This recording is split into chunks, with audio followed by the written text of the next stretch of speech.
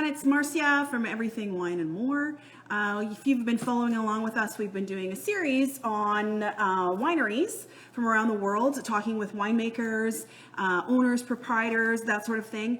And today I am really excited to be talking to my friends in South Africa of De Grendel at the Cape of Good Hope. So I know you can't see yet around me. However, it's I've got wine all around me on the table here.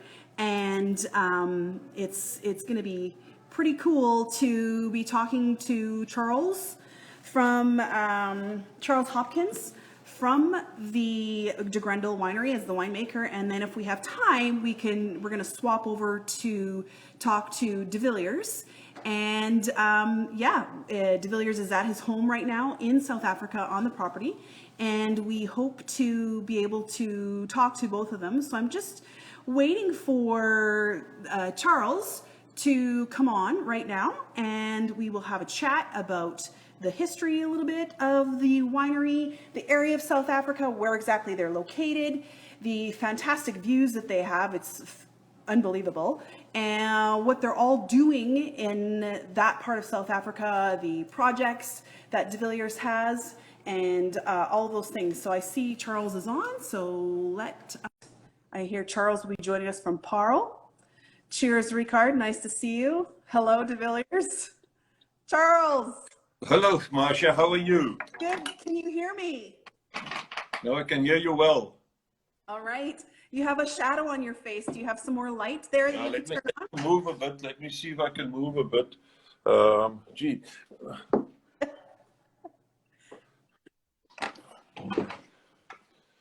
All right. Yeah, is that better? That is a little bit better, yeah. So, how are you? No, I'm well. It's very exciting. We just started with the harvest last week with a bit of grapes for champagne. But this morning we harvested the first Sauvignon Blanc, and for me it's always very exciting. You know, it's something we were looking forward to for a while. And we have a small crop, a bit late, but very exciting. Excellent. So do you think it's going to be a good harvest for you this year, 2021?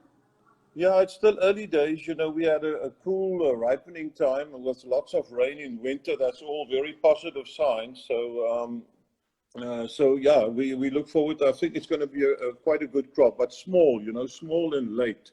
Yeah, yeah. I know I was there 3 years ago, actually, at this time, 2018. And South Africa was just sort of coming off that drought a little bit. So have you said no more drought, like you're getting significant amounts of rainfall now? Yeah, you know, 2018 will be remembered as probably one of the most driest vintages ever. The driest years, not vintages. So, you know, it was a massive concern in Cape Town and the surroundings. They were talking of day zero, that there will literally be no water available. But in 2019 it started raining, and can you believe it? Currently it's raining up north in South Africa a lot, and crops are looking great. I'm not talking of vines, of course. I'm talking of maize and soya and things like that. So dams are 100% full, also in the Cape area. So we are very blessed with good rain. Yeah, good. So, so now you have been with De Grendel Wines for a very long time, since the beginning, yes? Yeah, it's my 16th year with the winery, and I was very privileged, Marcia, to be involved with the design of the winery and from the word go. And I always see it as a big privilege. You know, so many times a winemaker inherit or start at a new place, and he inherit all the sort of limitations and shortfalls of the previous winemaker or the design. And, you know, in my case, I was privileged to have a big say in the design, and it's working well. You know, I hope it can be reflected in the bottle, but it's working well, and a wonderful team's effort from everybody on the farm, from the Villiers to the guys working in the vineyard. And I must say there's a wonderful spirit and camaraderie on the farm. And we all are there to produce a great product and sort of make sure that our customers are satisfied. So yeah, it's really a privilege to work there.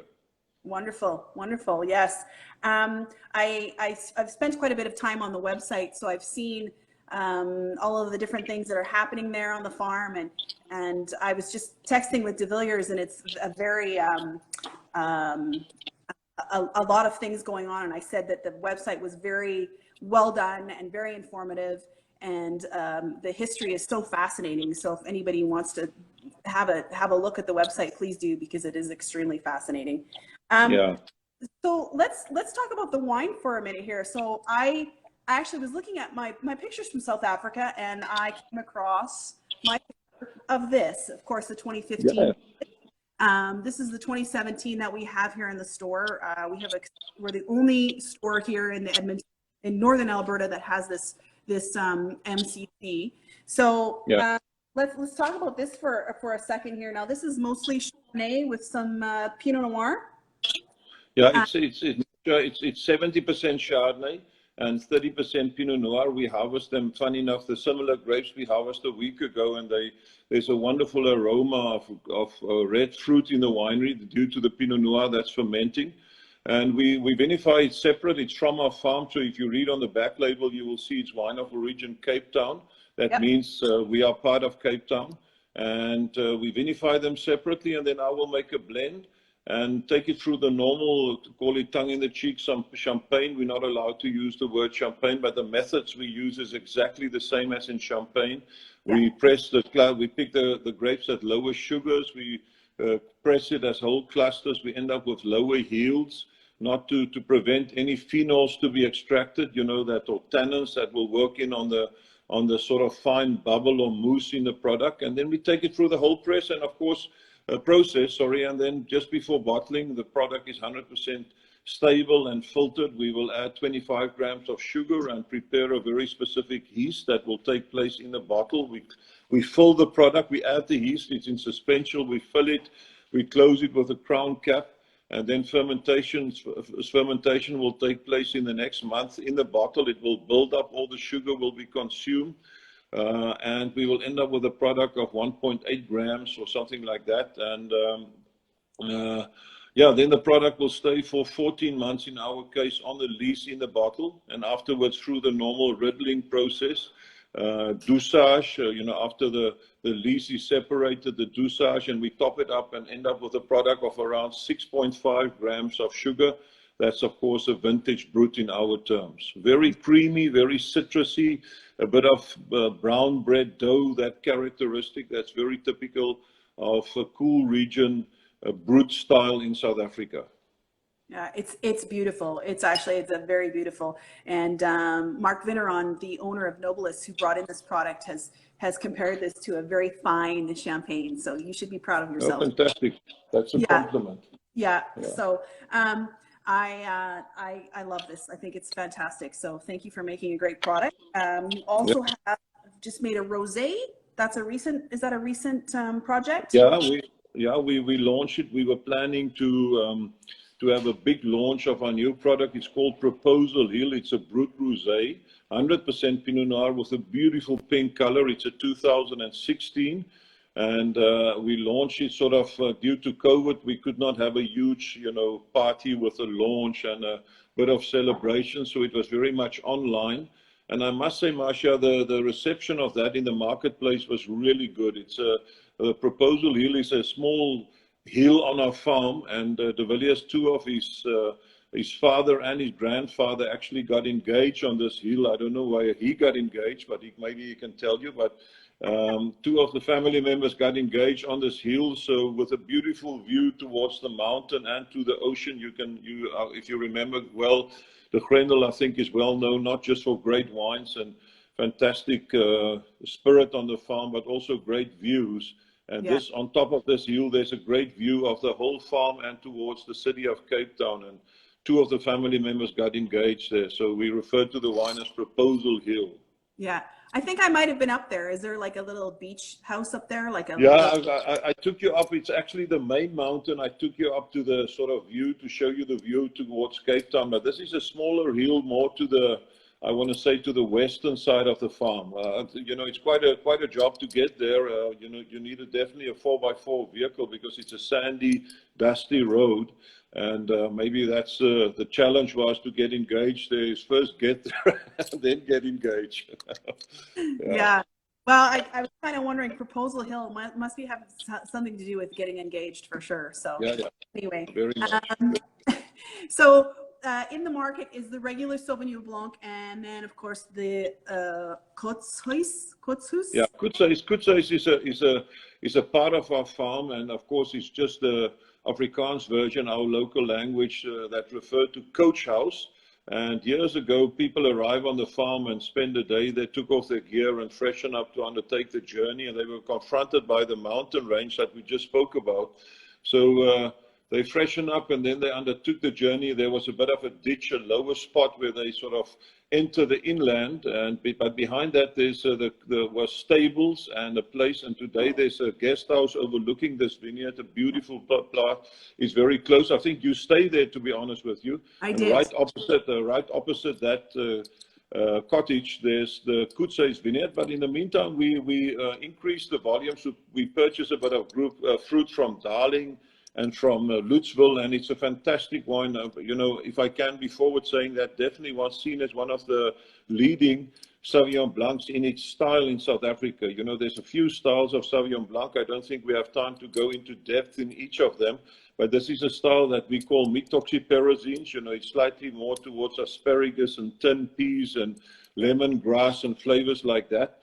And my goal is to express this each year, respect the vintage, and express that in the bottle and capture that flavors. It's really a wonderful challenge. And this one is, of all the Koetshuis wines I produced from 2007, was the first and probably one of the best vintages, but this will be definitely one of the three best that we produce. Nice. Yeah, and it's very typical. This one really reminds me of South Africa as far as a white wine is concerned. Yeah, so, definitely. Yeah. So just for those who are watching, I think we have about 10 bottles left of the MCC. It's $39.99. The Koetshuis is $29.99. So make sure you guys come in. It's 10% off right now, up until next Thursday as well, for any of the wines that we discuss on the virtual team. Okay. Marcia, maybe I can just add, we were very privileged last year. It's been a very special year, although the COVID sort of blocked us in some situations selling wine, but we had an amazing year. 4 of our wines receive a 5-star from, you know, our local wine magazine called the John Platter. And this is the Koets, and that specific one that's in your hand here is the one that I have here. You can see there's this red sticker that says Platter 5-star. And of course, it's a very limited quantity of wines that get a 5-star rating, and it's quite a group of Cape wine masters and I think 1 or 2 international judges. And if you understand the wine situation in South Africa, is extremely difficult for a Sauvignon Blanc to get a 5-star, although it's the most consumed wine in South Africa. Not this one, but I'm talking of Sauvignon Blanc. So it's quite tricky to get a 5-star, and we were privileged. I think there were 7 at the end of the day that received this accolade, the 5-star, and we were one of them, that one you show. And of course, we are very chuffed with that. Yeah, congratulations. That's fantastic. So De Villiers just said here that there's a bit of wooded component in the... Yes, yeah, there's 15% of wooded, and there's also just below 10%. As you know, in South Africa, we can blend up to 15%. If all your record keeping is in order and you apply for it, you can blend up to 15%. In this wine, there's about 10% Sauvignon, and there's about 15% barrels. And when I talk about barrels, I think there's 1 or 2 new barrels, but most of them is second and third full barrels. And it's really just to add a bit of a dimension and depth to it. It's definitely not to add a strong wood component. And, you know, there's such a difference from fermenting a Semillon and a Sauvignon Blanc in a barrel in a cold room, you know, versus the tank portion of that.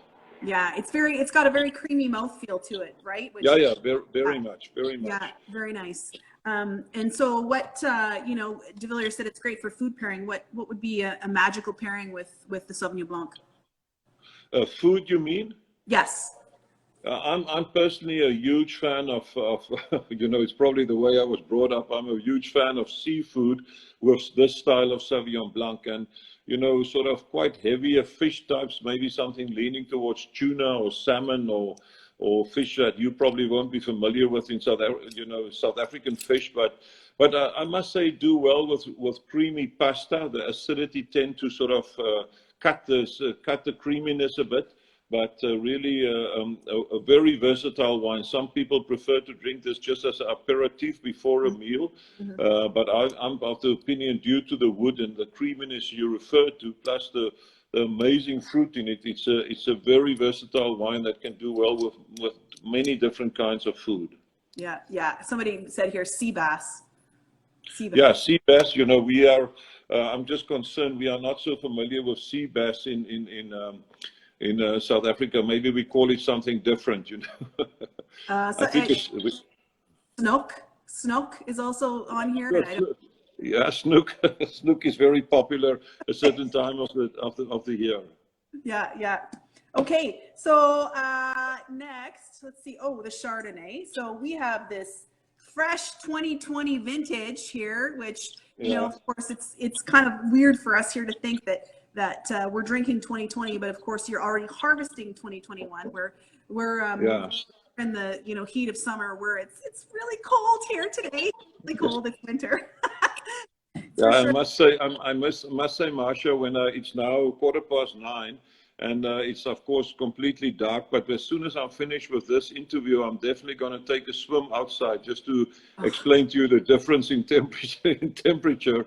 But this is a Chardonnay growing in Shiraz. It's growing on a family member of De Villiers' farm. It's called Berg, on the mountain. It's growing where our vineyards range from 180 meters to 290 meters above sea level.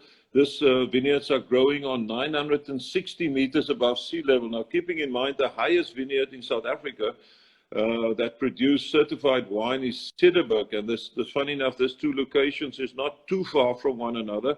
And Berg is 1,100 meters above sea level, and this is 960. And really a fruit that's growing in yellow shale. And what's amazing, it's we pick it, hand-picked. It's transported to the winery. We crush it and then press it to recover the juice from the skin, settle it, and transfer it straight into barrels, a combination of new second and third fill barrels. It will undergo alcoholic fermentation, follow a month or two later with malolactic fermentation. And that's what's amazing, Marcia. We bottle this with natural acidity. You know, if you understand the whole process of crushing fruit and, you know, settling and taking it through cold processes, and then still, and a very important, malolactic, that remove all the malic acid in the wine and still bottle it with natural acidity. It's really utopia for me as a winemaker. It's probably one of the best sites for Chardonnay in South Africa, and the vineyards are getting now to maturity. You know, they now the best part of 8-9 years old, and then for me a vineyard really starts showing maturity after 5 years. Then it sort of settle, and the trellising system is in place, the roots is well established in the soil, and then it really shows its true potential from year 5 onwards. So this is the last 2 years. The 2019 was also a 5-star platter, but sadly sold out, and we moved into 2020 now. And this wine will actually be at its peak, at its best, later this year. Yeah. Well, you took me to Shiraz, so I've been there, right? You took me to Shiraz. Up there. Yeah, I took you there. I took you there. Yeah, you did. And then, of course, the Pinot is from there as well, right? Both of them. Yeah, both of them from there. So I clearly remember that that yellow shale soil that you were speaking of, for sure. That, fantastic. It's growing there. It's growing there between all the apple and pear orchards. So it's a very special location, and really, it's great vineyards. So this is the 2017. Is that the current vintage you have at the winery as well, or are you on to the 2018 now? No, we just moved. We just moved over from 17 to 18. If you have 17 still available, it was a great vintage. 18 is something. You know, there's a lot of similarities. Although 18 was the more drier year, hotter year, but 17 was a great vintage that shows so much true, if I may say, Burgundian Pinot Noir from this area. And what's so special, sometimes in winter, the vineyards are covered, the soil, not the vines itself, but and for South Africans, that's amazing to think that a vineyard where the soil is covered by snow, it's really great and special. It's true continental conditions. The fruit. Yeah. Oh dear. We've got a little bit of a, yeah. Marcia, I was wondering sorry, if you Charles. can hear me, but you are sort of. You're cutting off a little bit too. So it's the connection might not be very good. I still see you. I still hear you a little bit. Oh dear. Oh. Are you there? Marcia, I don't know if there's a problem here on my side or on your side somewhere in the world, but your face is just now blocked and I can't hear anything from my... Yeah. I see myself perfectly clear. You're sort of cutting in and out. Oh, might be okay now. Carry on. We were talking about the Pinot Noir. You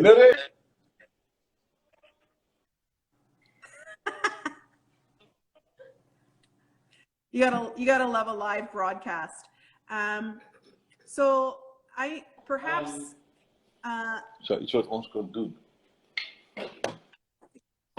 Can you still hear me, Charles? We gaan dit net weer gaan uit en in. Doen het.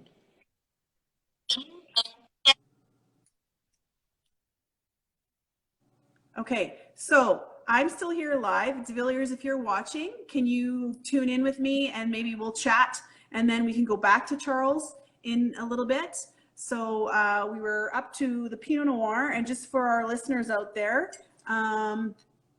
we have $34.99 on the Chardonnay, and we have actually they're both $34.99. $34.99 on both the Chardonnay and the Pinot Noir.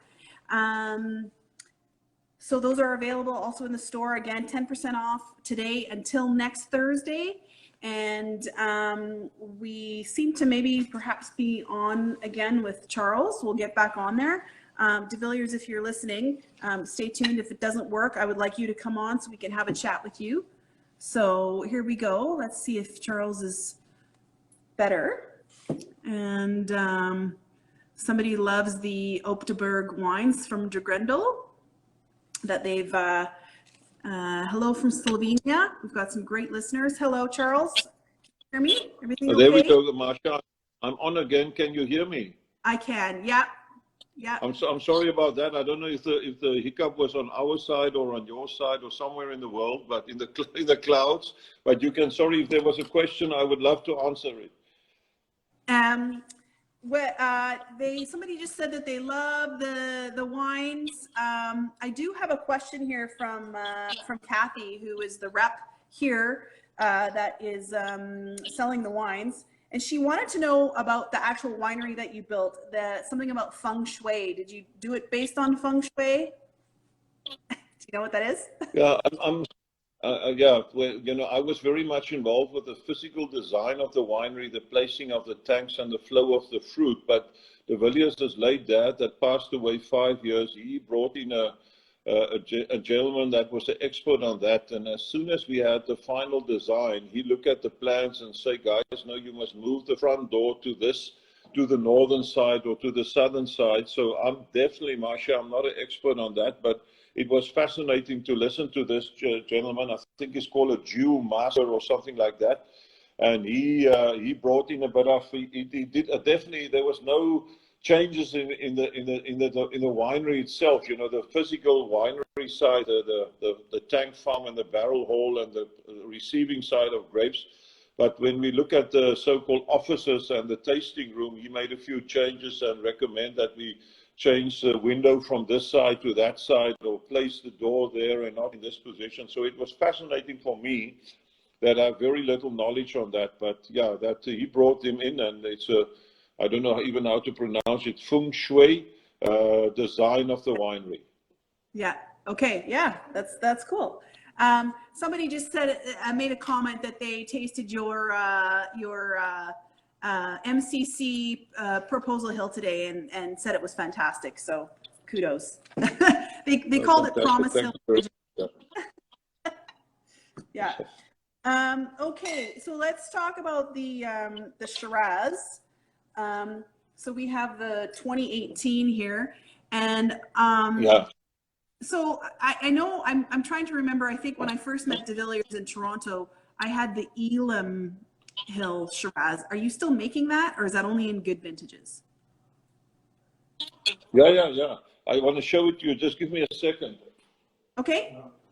So this Shiraz here that we have on. Sorry, this is the Elam. Marcia, we only do this in magnums, and this is a 2018, and you can see on the accolades on the bottle also a Platter 5-star and a wine that's doing well for us. Elam is from the most southern vineyards in South Africa. And this area produce Shirazes. There's not a lot. We are privileged to only buy 5 or 6 tons and do a pneumatic punch down with whole clusters and things like that. And this have a very strong aromatic component of rutandan, black pepper in it.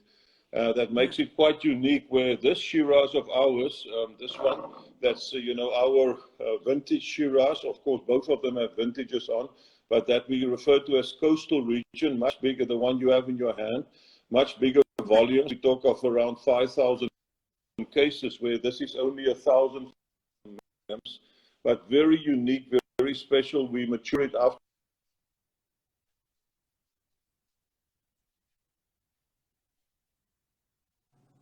pandan or black pepper. Mm-hmm. Yeah. I didn't see it on the website, which is why I was asking about it. So, like it wasn't available for sale on the website. Anyway, this Shiraz is $31.99 here on our shelves at Everything Wine and More. Okay, can you still hear me, Charles?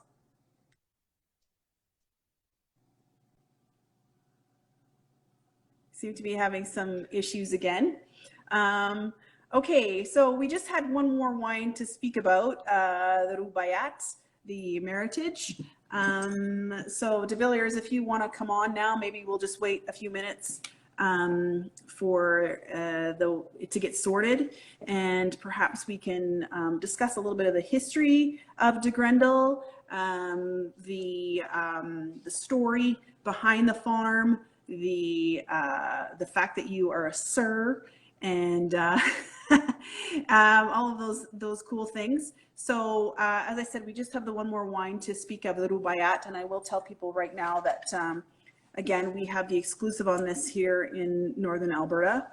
I think there is 16 bottles left on the shelf at $59.99. Okay, here we go, De Villiers.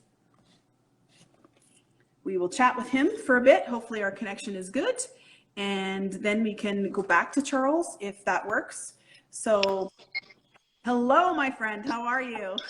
Hello, Marcia. Nice to see you. Sorry, too. Charles. I've taken over, Charles.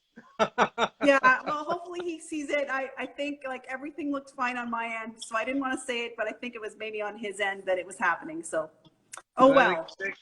The communications in Paarl aren't that good. It's a bit, backward compared to where we live in Cape Town, Yeah. I see you have the COVID hair. Yes, I have to have my hair cut. I feel a bit embarrassed. My children have all been for haircuts. They've back at school. One of them at home online, but he had his haircut today because he's going in on Sunday. But I've still got to make my way down to the barber shop. What do you call them in Alberta? The hairdresser. They were closed here for the longest time too, so you could tell like everybody had what we called COVID hair because everybody grew their hair and it was whatever. It just didn't matter. Yeah. It's really nice to see you, and I'm really excited that our wine is now available eventually in Alberta. I mean, it's taken a long time, and now a great excuse to come visit you. Yes, absolutely. So again, it's been a long time, and I cannot tell you how excited I am to have these wines here in the shop and to be able to talk about the farm and to talk about you and to talk about my experiences in South Africa and everything. So Yeah, just knowing that I can tell people that I stayed at the Koetshuis when I was there. Koetshuis. Koetshuis. Koetshuis. Koetshuis. I know, I'm Koetshuis. not Afrikaans.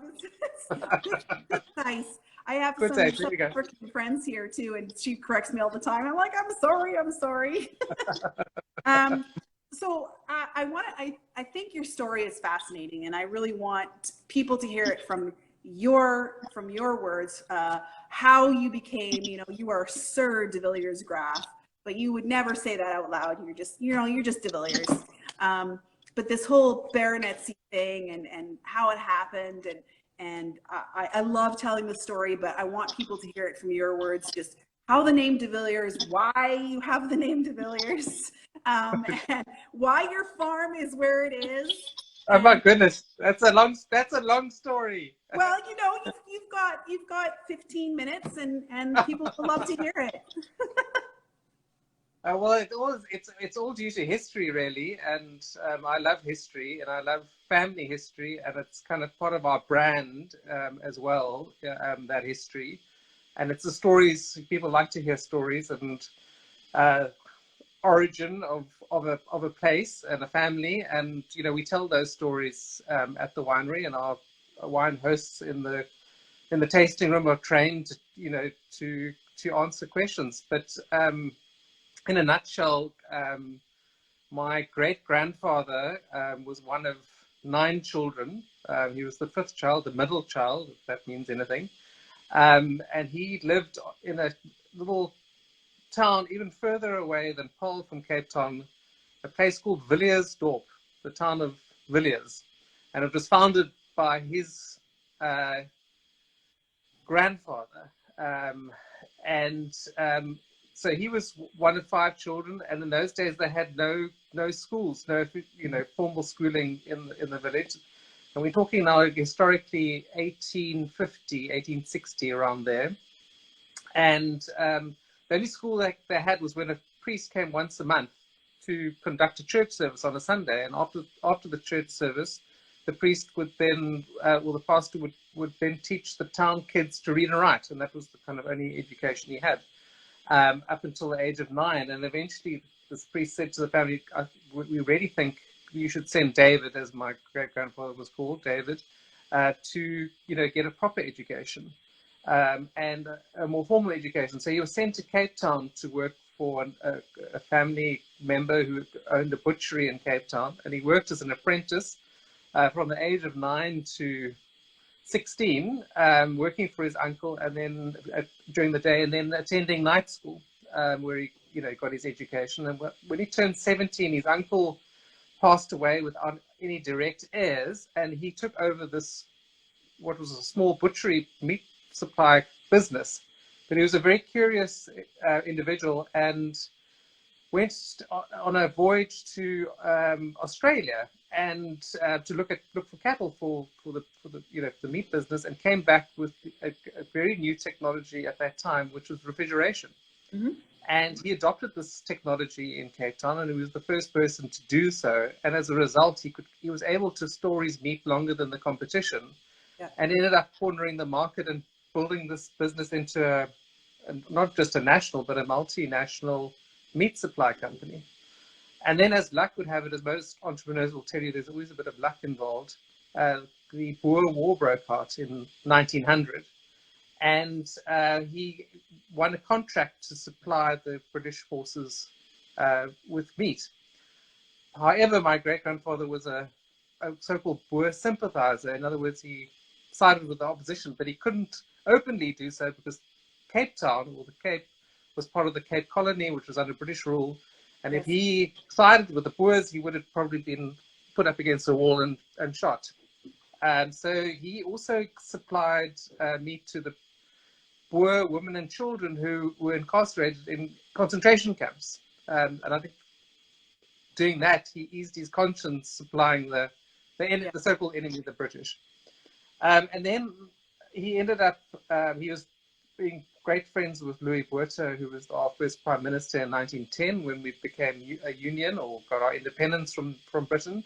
Yeah. And he ended up serving in worked as cabinet, as a Minister of Finance, and later as a Minister of Post and Telegraphs. He also served as Mayor of Cape Town earlier than that, between I think it was prior to 1900. So he was the first mayor, right? De Villiers, the first mayor. I don't think he was the first mayor, but he was certainly the first mayor to wear a mayoral robe. And I can actually direct you. I can show you. You can see up there that picture. Oh, yeah, I'm trying to direct my camera. Okay, I don't know if you can see that. That's him there in his robes. Yeah. I don't know if you can see that. Yeah. So I can't see what I'm pointing at.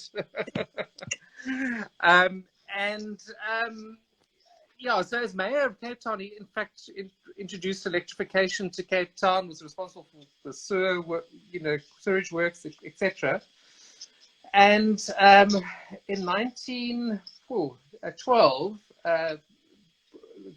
it was then the King of England, George the Fifth, came out with his honours list, and he and his cabinet decided to send 3 noble titles to South Africa. They called it a package of titles, and there were 3, and they were sent to the South African cabinet to decide now who was going to receive these titles, which were baronetcies, which is kind of one rung up from a knighthood, one rung down from a lord, I think.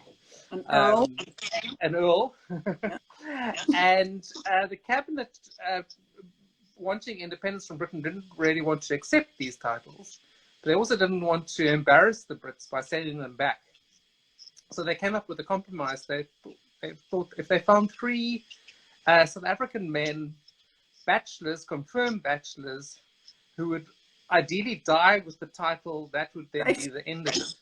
And my great-grandfather was one of these bachelors that they chose upon, and he was knighted in 1912, and he was already in his early 50s. So the cabinet thought he would, carry on as a bachelor, and that would be that. And these are it's a hereditary title, so it gets passed from eldest son to eldest son, or follows the male line of the family as the eldest male line. And then in 1913 he got married to a young 23-year-old, and produced 3 sons, and the oldest of which was my grandfather. And when my great-grandfather died, my grandfather inherited the title, and he became the 2nd baronet. And then my dad inherited the title when his father died, and he became the 3rd baronet, and I'm now the 4th baronet. And my children like to tease me, and they often say to me, De Villiers, 4th baronet, whatever. And also, interestingly, the name De Villiers, you asked about that as well, obviously comes from, my dog is making a noise. The name De Villiers obviously comes from my great times 3 grandfather, who founded this town of Villiersdorp, as I mentioned. He was a De Villiers. And so the name was passed down, through the generations, and each of my children have the middle name De Villiers, and my grandfather was De Villiers' first name, and I was named after him. So it's kind of a South African, very strong South African tradition, particularly in Afrikaans families, and we kind of anglicized Afrikaners, although my mother's a Brit. So it's a bit of a mixture. It's a strong tradition to carry often as a surname, a common surname as a first name. So my kids, as I mentioned, have the name De Villiers, and I think it's the last kind of title surviving in South Africa, and I think it's part of our history, part of our legacy, and I don't think it's anything other than that. And I think it's a nice kind of reminder and honor of what my great grandfather achieved. So I mean, the political strain is also kind of carried through over the generations. My grandfather was leader of the opposition in South Africa for 23 years. He tried to fight apartheid within the system, try to bring about changes earlier than what they eventually did happen in '94, but he never managed to win an election. And then my father served in in the cabinet, in F.W. de Klerk's cabinet, and in the new dispensation after '94. So there's always been a strong, interesting history of the, so we're very sort of keen on politics, keep abreast of what's been going on, including in the Northern Hemisphere. So we're very keenly watching what's been going on in Canada and in the US with the new president there, and yeah, Marcia, there were quite a few other elements of your question. What have I missed? No, that's okay, De Villiers. My mind is just rolling with Okay, I'll take a breather. I know that. So your oldest son is David, and how old is David now? He turned 18 two days ago. That's what I thought. Okay, so he will be the fifth. Yes. And then will he have to name his firstborn child De Villiers? Oh, it's kind of a unwritten kind of right tradition, but I mean, it's up to him eventually. At the end of the day, yeah. Of course. So I know that when you took over the farm, you had a lot of creative ideas. Your grandfather had the dairy farm, but you no longer have that. Am I correct? You changed that to the blueberries. Am I right? Yeah. So I mean, I like this. One story I quite like telling is that, or other than the cows, I'll come back to the cows, but we also have sheep on the farm, which are called South African Mutton Merino. And when they first came to South Africa, they were known as German Mutton Merino because they came from Germany. And the reason why they came to South Africa is that my grandfather, the one that was leader of the opposition, spent 3 years, as he used to say, as a guest of Adolf Hitler in Germany in a prisoner of war camp, because he was captured at Tobruk in 1942 by Rommel and ended up in northern Germany in a POW camp. And every day he used to walk around, get some exercise inside of the perimeter fence, and he used to see some beautiful looking sheep grazing in the fields outside of the camp, obviously enjoying their freedom. And he said to himself, if ever he gets out of the bag, as they used to say, out of the concentration camp, out of the POW camp, prisoner of war camp, he would get some of those sheep and bring them back to South Africa. And when he was released in 1945, made his way back home, he promptly brought the sheep back to the Grendel, and we have a very large herd of South African Mutton Merino, which used to be known as German Mutton Merino. And then we also have a herd of Holstein Friesland cows. My great-grandfather and grandfather were very keen on their cattle. We milked the cows till not so long ago, and I now still breed the Holsteins, but we don't milk them. Okay. So we still into the genetics, but not the milking. And I lease the milking cows to a neighboring farmer who does that for me. And as you remember well, we planted some blueberries to provide work for the individuals that were working in the milking parlor. Yeah, so we've got a mixed farm as well. We've got blueberries, as you mentioned. We've got the sheep. We've got some Angus for beef. And we also use them as surrogates for breeding. And we have game. I don't know if you saw the game, Marcia. Was that something do you still have the eland and the springbok running? Exactly. Yeah.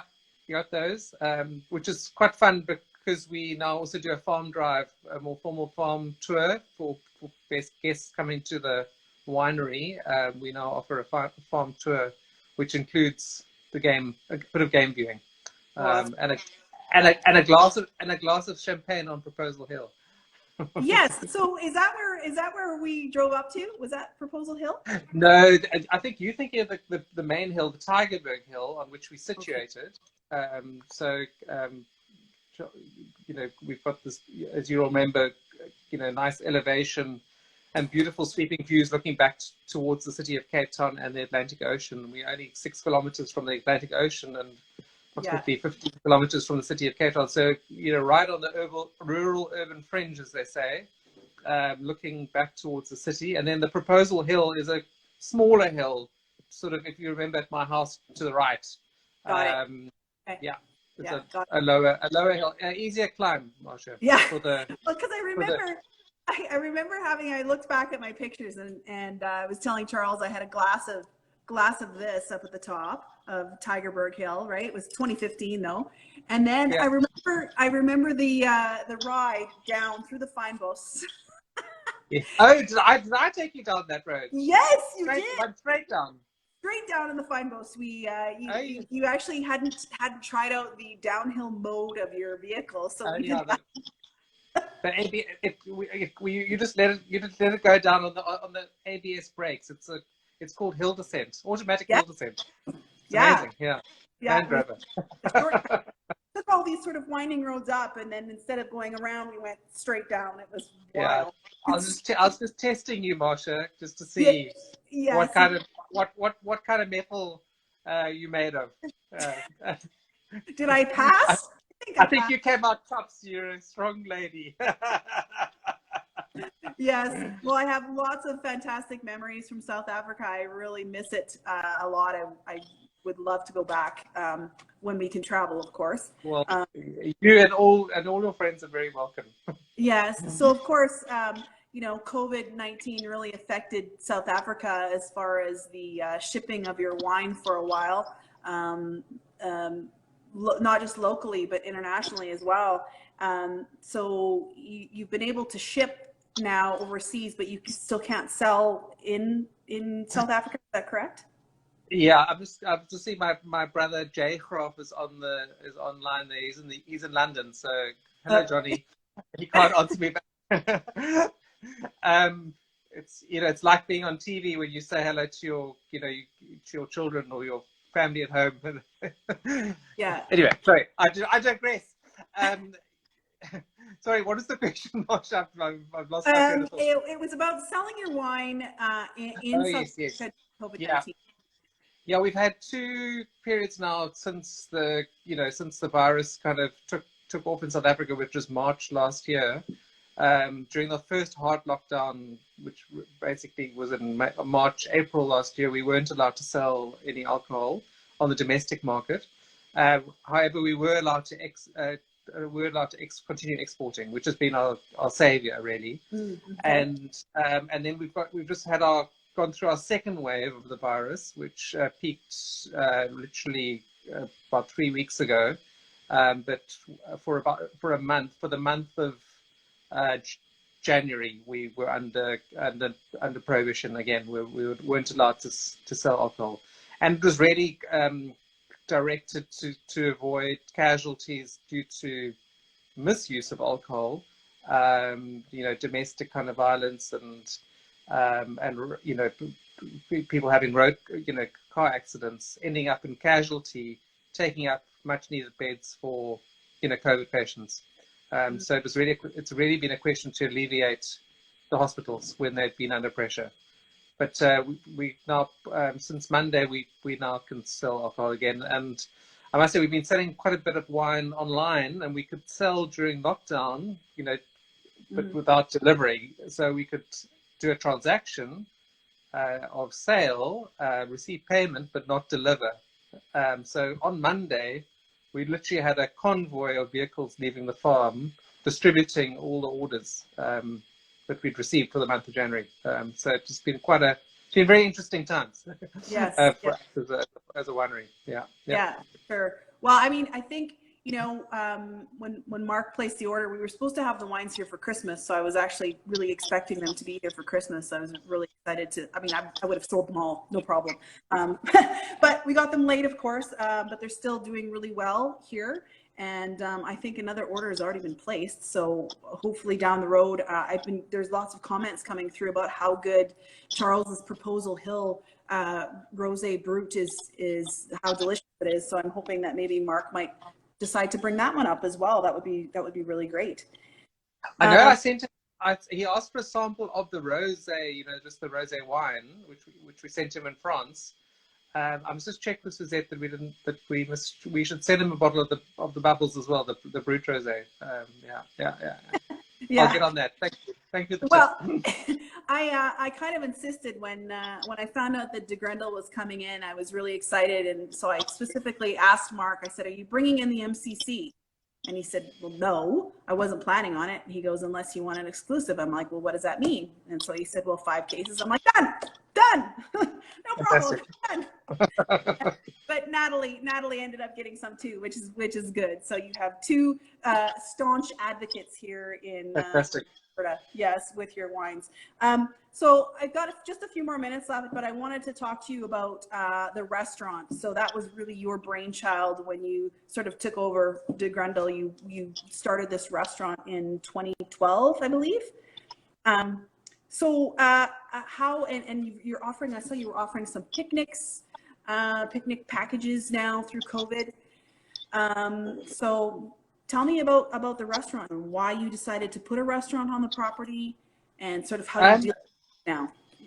I must say it was never part of the plan when we built the winery. It came, it sort of came as an idea later on, and it was definitely to do with the link between wine and food, and also to get more feet on into our cellar and tasting our wine in a having that food experience. And I must say that we haven't looked back since we made the decision. And it's a fine dining restaurant, and we got a consultant in the beginning who was running a Michelin or 2-star Michelin restaurant in the UK, and we've still got the same chef that we appointed from the beginning. So we have the same winemaker, Charles. So once people start working at Grendel, they seem to stay. And the chef is a chap called Berg, and he does a fantastic job. And yeah, we're doing about 60,000 covers a year in normal, pre-COVID times. So that's a lot of people that have not necessarily ever tasted De Grendel, that you're giving that experience to. And it's just, I think, catapulted the ability to build a brand, a lot quicker than what it would have normally. And I think, it's just, that people come to De Grendel and they have that better association with the farm, having had that food dining experience. So it's just been a no-brainer. If anyone who runs a winery was to ask me if they should open a restaurant, I would say yes. It obviously does come with a lot of responsibility and all the things of running a restaurant. It's tiring, but they are very capable people that can do that for you. And so it's going very well. And obviously, during COVID, it's been really tough. We've been shut down and not being able to sell alcohol and curfew, all these kind of restrictions. So we've tried, various creative kind of ideas to mitigate the drop in sales and feet by offering picnics, and we did some frozen food, and we did some home deliveries, just to keep things, ticking over, keep people, creative thinking, and try and keep everyone positive as well. I think that's the big thing about COVID and having staff and colleagues is to try and ensure everyone keeps motivated and sees the long-term picture, not just the short-term 1 or 2 years of COVID. We'll get through this. Yeah, for sure. Yeah, that's awesome. So and I must say, we've been very thankful with all our partners around the world, the likes of yourselves, all over, who've really supported South African wine and have understood what we've been through with prohibition, and our export sales as a result of we double-digit growth figures, which makes up for the lack in numbers in the restaurant. Yeah. Well, that's amazing, and I've been at the restaurant too, so I see some comments rolling in too about the quality of the wine and the quality of the restaurant. So kudos to you and all of your staff there that are making De Grendel a great place for people to visit. And I know I'll never forget my experience there, for sure. So I just Marcia? Yes. I saw you got, yeah, I saw you're holding the Rubaiyat there. Would you like me to say a few words about that? Yes, I never got to this with Charles, but I know that this is like what we would call a Meritage or the Bordeaux blend. So Yeah. this, I this was also just saying hello to Kat. I can't type. I see she's online as well. she's right here. From She's actually right here beside me. All right, cool. She's watching from in the room here. So Well, introduce me then, and so I can see what she looks like. okay, yeah, she's gonna come around. She's gonna come around and Okay. put your mask on. It's fine. Don't put your mask on. You can breathe on me over my shoulder. It's fine. There she is. Hi. Nice to meet you. Nice to meet you. Happy to represent you guys. Honored. Yeah. Thanks so much. Nicole's in Calgary and I'm in Edmonton. So. Okay. Cool. Nice to meet you, Kat. Beautiful wines. So happy. Yeah. Thank you. Thank you so much. Okay, so the Rubaiyat was my dad's idea. It's a famous poem written by Omar Khayyam, who was around in the 11th century, living in Persia. He was a Persian and a poet and a scientist, mathematician. In his spare time, he wrote poetry. And this poem called the Rubaiyat, which means quatrain, is written in lines of 4. And it's about 160 verses. And it's about love and the meaning of life. And every year we print a different verse on the vintage. So you'll see on the front of the bottle there's a 4-lined verse from the poem Rubaiyat.